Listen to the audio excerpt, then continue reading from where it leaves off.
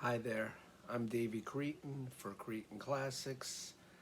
Unfortunately, I hate to do these videos. I haven't done one in a while, but I figured I should really do it for this one because I was a fan of this gentleman for many, many years, decades even, talking about, as if you couldn't see by the title of the video, Jon Camp.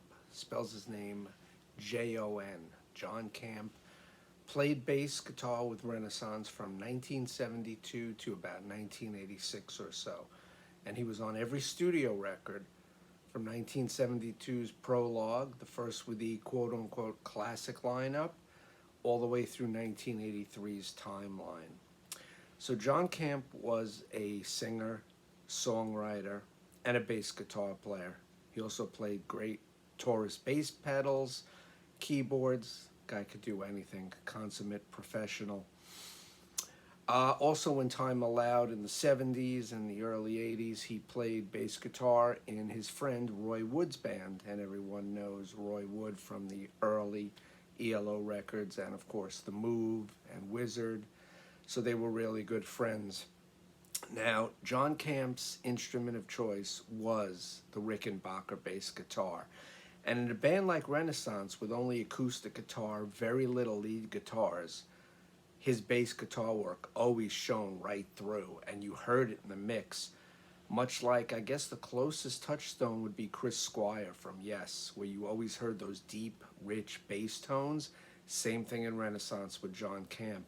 It was like he was playing a lead bass. There were the vocals, great vocals of Annie Haslam, the great and amazing piano work of John Tout. And then you had Jon Camp's bass guitar. Of course, also Terence Sullivan on drums, Michael Dunford on acoustic guitar, and he wrote a lot of the songs, the bulk of the songs, with the poetess Betty Thatcher.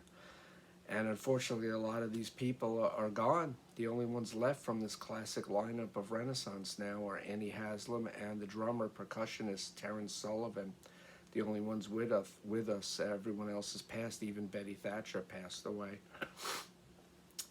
The 80s proved to be a very difficult time for Renaissance and for prog bands in general to navigate and adapt and to just turn your 70s band into an 80s band.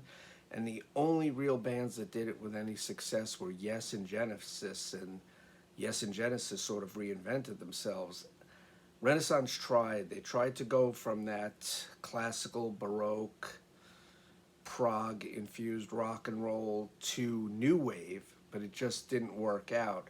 And by the time the early 80s rolled around, they were down to a trio of Michael Dunford on guitar, Jon Camp on bass guitar, and Annie Haslam on vocals.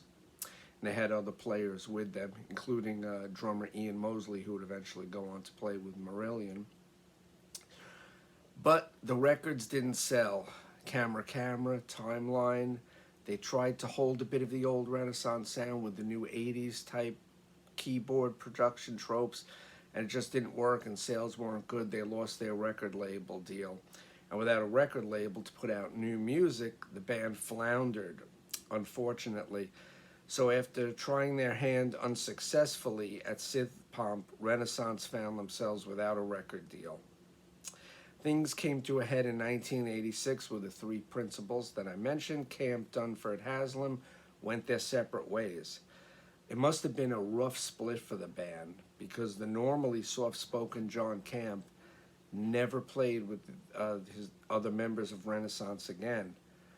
In fact, when they reunited in 1999-2000 for the Tuscany album, the only member from the classic lineup who wasn't with them was Jon Camp. So there must have been some bad blood because he wasn't invited back. I don't know what happened, and it's a shame that these things happen. Ego, money, power, fame, just people. It's hard to get along in a band. It's like you're married to 3 or 4 other people. Take it from me, I know by experience, just playing with a local band years ago, a tribute band. It's hard to play day in, day out, week in, week out with the same people because you're living in each other's skins. And the multiple marriage thing, it's very hard when you have all these partners, and it's nearly impossible to get along. Just look at the Stones, the Beatles, any band like that. There's always some trouble. It's very hard to get along with multiple humans. But soon Camp hooked up with some other players, with Robin George, a UK melodic rock player. He played on his debut album in the 80s, Dangerous Music. And then they also formed a pop prog band called Cathedral. Now, there were so many bands named Cathedral. There was a US prog band, there's a UK doom band. So many bands named Cathedral, but they spelled it differently. They spelled it Cathedrale, the extra letter at the end. So Cathedral was a mix of prog and pop, and it also featured a keyboard player who'd go on to play with the band Life Signs named John Young. Now this album, they made one album, Cathedral, A-L-E, made one album that finally saw the light of day in 2017 on Angel Air Records. And John Young said of Jon Camp, "I was a fan and I was a friend, and Jon was an immense talent." So I just want to say that everyone should go break out their old LPs, their old CDs of the great Renaissance albums. You got Prologue, you have Ashes of Burning, you have Turn of the Cards, you have Scheherazade and Other Stories, just all those great 70s records. They had such an impeccable run in the 70s, from Prologue through, I would say, Ajador from 1979, much like Judas Priest's 70s collection, Queen, their records in the 70s, a lot of Styx records, I would say maybe from Man of Miracles or Equinox through Cornerstone. Just the Queen run through jazz is amazing, from Queen 1 through jazz. Judas Priest, you could say Rock-a-Rolla, Sad Wings of Destiny, through the live album in 79. There were great runs of rock and roll bands in the 70s, and Renaissance is no exception. So I just want to say, Jon Camp, rest in peace. We're going to miss you and your great bass playing. And Jon passed away, I neglected to say, December 13th, a week ago, when I'm filming this on December 20th, although they announced it a few days later. Passed away December 13th, 2024, at the age of 75.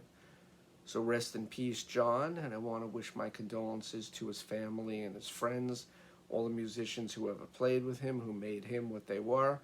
And Jon, thank you for enriching our lives with the great music of Renaissance. Rest in peace. Godspeed. This is Davey Cretin for Cretin Classics. Thank you for watching. Take care, everyone. Bye-bye.